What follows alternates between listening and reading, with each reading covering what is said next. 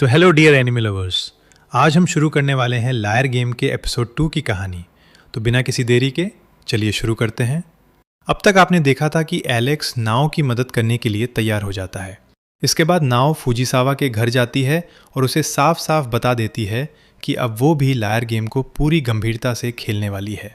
वो सिर्फ अपने 100 मिलियन वापस नहीं लेगी, बल्कि फुजीसावा के 100 मिलियन भी जीत कर रहेगी। इतना कहकर नाओ वहाँ से चली जाती है। नाओ समझ चुकी थी कि रोने धोने से कुछ नहीं होने वाला, अब उसे लड़ना था। और उसके साथ था एलेक्स, एक ऐसा जीनियस कॉन आर्टिस्ट जो लोगों के दिमाग से खेलना अच्छी तरह जानता था। नाओ एलेक्स से पूछती है कि आखिर उसका प्लान क्या है। एलेक्स मुस्कुराते हुए कहता है कि उन्हें सिर्फ 2 काम करने हैं।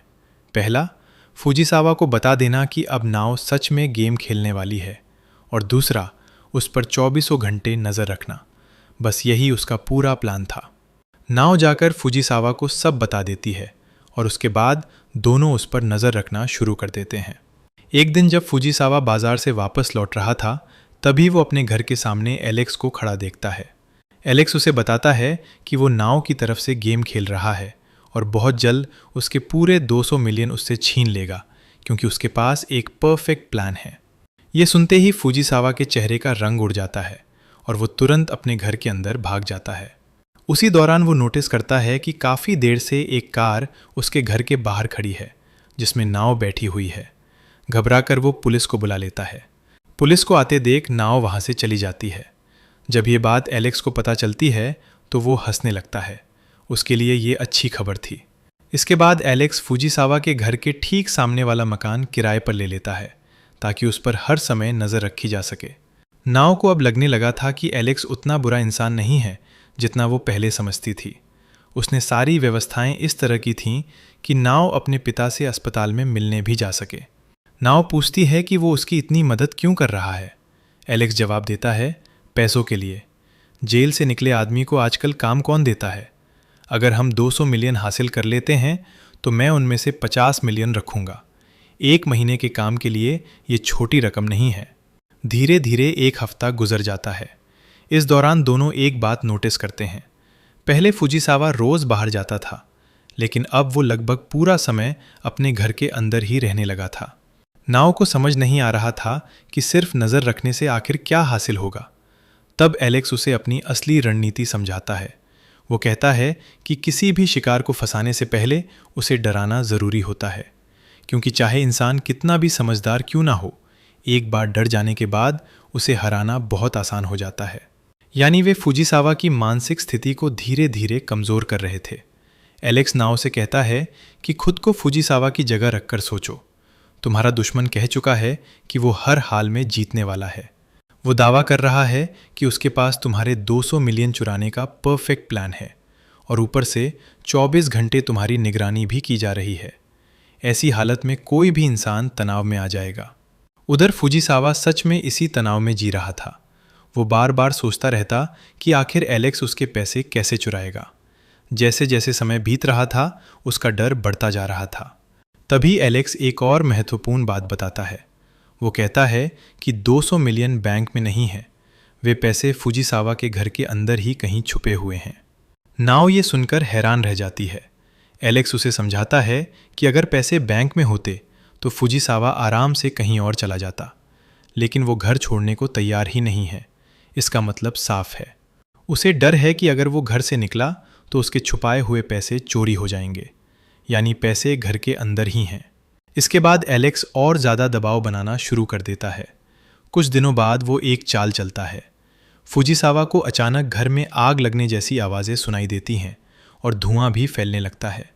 घबराकर वो अपने दोस्त को फ़ोन करता है, लेकिन तभी सामने एलेक्स और नाओ दिखाई देते हैं। एलेक्स बताता है कि आग की आवाज़ स्पीकर से चलाई गई थी और धुआं भी उन्होंने ही फैलाया था। असल में ये एक टेस्ट था।